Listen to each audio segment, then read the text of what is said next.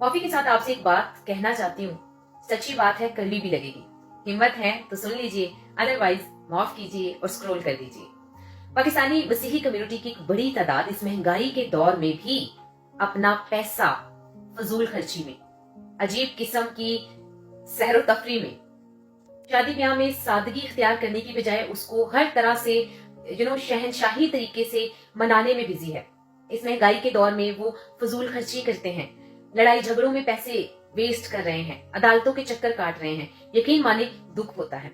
यकीन माने एक बात और जो बड़ी आम है, आप जानते भी हैं, इस लिस्ट में ज्यादातर वो लोग आते हैं जो तकरीबन मिडिल क्लास है।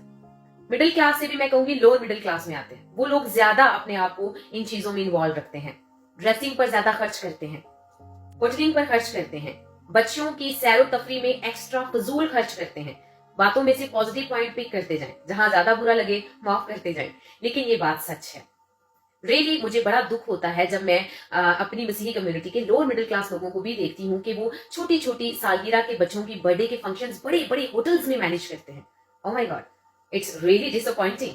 मुझे इतना अजीब लगता है। मैं पर्सनली ऐसे लोगों को जानती हूँ, मेंशन नहीं करूंगी, जो कि कर्जा लेके शादियों पर जाते हैं और 2-3 साल तक वो कर्जा उतारते रहते हैं क्योंकि शादी दूर की है।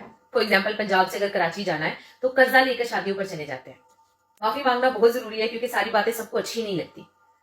ड्रेसिंग करने के लिए शादी में अगर 3 फंक्शन है, 4 फंक्शन है, तो बीवी बच्चों की ड्रेसिंग के लिए कर्जे लिए जाते हैं ताकि बच्चे अच्छे ड्रेसेस पहन सकें।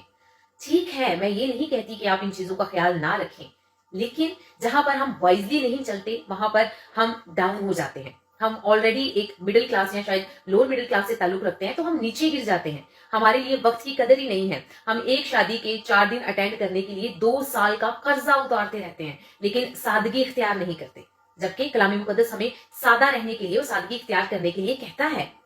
मुझे पता है बड़े नेगेटिव कमेंट्स भी आएंगे कि हम अफोर्ड कर सकते हैं तो आपको क्या फर्क पड़ता है, हम तो ऐसे कर सकते हैं, हम ऐसे कर सकते हैं। मुझे ऐसा लगता है कि हर मसीही को फर्क पड़ना चाहिए।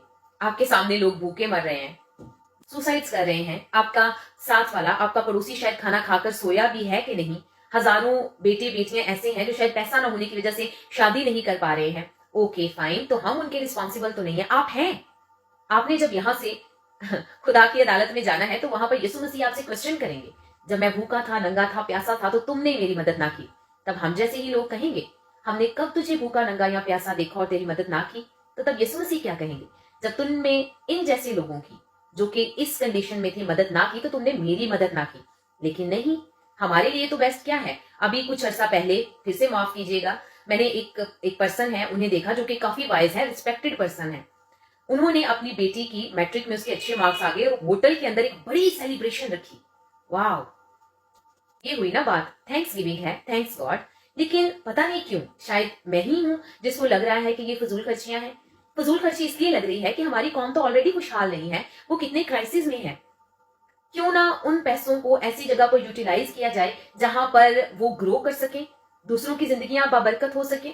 हम जिम्मेदार हैं भाई, we all are responsible for each other. Man is a social animal. हम सब ने सोसाइटी में रहना है, हम सबको एक दूसरे की फिक्र करनी चाहिए। हम इंसान हैं, एक दूसरे का एहसास करें, एक दूसरे से मोहब्बत करें। जहां पर एक सादा निकाह किया जा सकता है, चंद लोगों को बुला के छोटा सा फंक्शन किया जा सकता है, वहां पर बड़ी बड़ी मंगनियां होती हैं।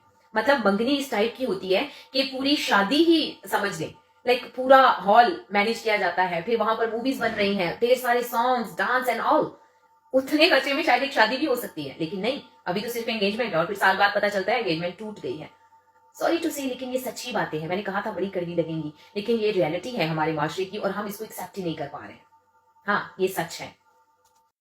बार की किताब में लिखा है, तेरा भाई जब मुफलिस हो जाए तो उसे संभालना। संभालने का मतलब ये नहीं है कि वो मुफलिस हो गया है, गरीब हो गया है, तो उसको 1 वक्त का या 2 वक्त का खाना दे देना। संभालने का मतलब वो ये है कि उसकी तब तक लुक आफ्टर करना हर तरह से, जब तक कि वो खुद अपने आप को संभालने के काबिल नहीं हो जाता। ये वर्सेस हम भूल जाते हैं। एहबार की किताब में ही, शरीयत की किताबों में ही ये लिखा है, मुबारक है वो जो बेवा और यतीम का ख्याल रखता है, वो खुदा को कर्ज देता है। ये बातें हम भूल जाते हैं। हाँ, हम करते हैं साल में 1 या 2 दफा, या शायद मंथली बेसिस पर। फिर से माफ कीजिएगा, लेकिन इतना सा करते हैं जिससे किसी को कोई फर्क भी नहीं पड़ता। आपकी छोटी सी अमाउंट से किसी की जिंदगी नहीं बदलती। यहाँ पर मैं ये डिस्करेज नहीं कर रही हूँ कि आप बिल्कुल लाखों दें, हजारों दें, मैं भी नहीं दे पाती, लेकिन कम से कम इतनी किसी की मदद करें कि किसी की जिंदगी में छोटी सी रोशनी, छोटा सा दिया जल जाए। मैं ये नहीं कहती अपनी पूरी सैलरी किसी को दे दे। पता नहीं क्यों मुझे बार बार एक्सप्लेन इसलिए करना पड़ रहा है क्योंकि मुझे पता है इस वीडियो पर काफी नेगेटिव कमेंट्स आने वाले हैं, फिर भी मैं सच बताने से पीछे नहीं हटूंगी। मैं ये कह रही हूं कि आप एक अपने बच्चे की सेलिब्रेशन एक होटल में कर रहे हैं, आपकी खुशी है, खुदा का शुक्र हो, आप शुक्रगुजारी कर रहे हैं, लेकिन अगर आप ये शुक्रगुजारी किसी ऐसी जगह पर इन्वेस्ट कर दें कि उस बंदे की जिंदगी बदल जाए और वो पूरी जिंदगी आपको दुआएं दे, तो कैसा रहेगा? अच्छा रहेगा ना? इस तरह का काम करें प्लीज, वाइज बने, वक्त के साथ खुद को बदलें। महंगाई का दौर है, मसले बढ़ रहे हैं, हर चीज महंगी हो रही है। आज सुबह ही मैं उठी, मुझे पता चला डॉलर 19 रुपए समथिंग महंगा हो गया है। अजीब लगा मुझे लगा ओ माय गॉड, जो हमारे मसीही घरों में एक कमाने वाला और 10 खाने वाले हैं उनका क्या होगा? और जो हमारे मौफी के साथ ऐसे मेल्स हैं जो काम करना पसंद ही नहीं करते, जो अपनी फिर से माफ कीजिएगा बहनों की कमाइयों पर बैठे हुए हैं, या वो लोग जो सोचते हैं कि 10,000 की सैलरी इनफ है, मैं खा रहा हूं, मेरी एक बीवी 2 बच्चे खा रहे हैं, दैट्स इनफ, मेरी बाकी बहनों का क्या होगा? I don't care. मेरे पेरेंट्स, अगर खुदा न खास्ता मुझ पे, मेरे घराने पर कोई मुश्किल आ गई तो हम क्या करेंगे? I don't care. Bill father देते हैं ना, दैट काइंड ऑफ थिंग्स। ये घर की सच्ची सच्ची कड़वी कड़वी बातें हैं and that is the reality. मैं भी इसी माशरे में रहने वाली हूँ और काफी एक्सपीरियंस है मेरा। ये एक बड़ी सी माफी दे दें और उसके बाद उन लोगों की तरफ आ जाते हैं जो थोड़ी अपर क्लास से हैं, उनको तो लोअर मिडिल क्लास की परवाह ही नहीं है, क्योंकि उनके बच्चे अच्छी जगह पढ़ रहे हैं, वो कामयाब हो रहे हैं, उनके पास इतना है कि वो हर चीज अफोर्ड कर सकते हैं, कम से कम महंगाई के जमाने में एक अच्छी जिंदगी गुजार सकते हैं, तो उनको किसी की परवाह ही नहीं है। सिर्फ बिजी हैं अपना स्टैंडर्ड मेंटेन करने में या सिर्फ बातें करने में।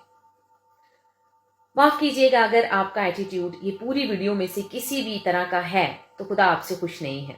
अगर आप लड़ाई झगड़ों में, अदालतों में अपने पैसे वेस्ट कर रहे हैं, कर्जों में अपने पैसे वेस्ट कर रहे हैं, देखा देखी लोगों को घर में क्या कहते हैं उसको, जेलस करते हुए बगैर अफोर्ड किए किस्तों पर एसी, टीवी और घर की रेनोवेशन एंड एवरीथिंग लेना जरूरी समझते हैं, तो आप खुदा के कलाम के मुताबिक नहीं है।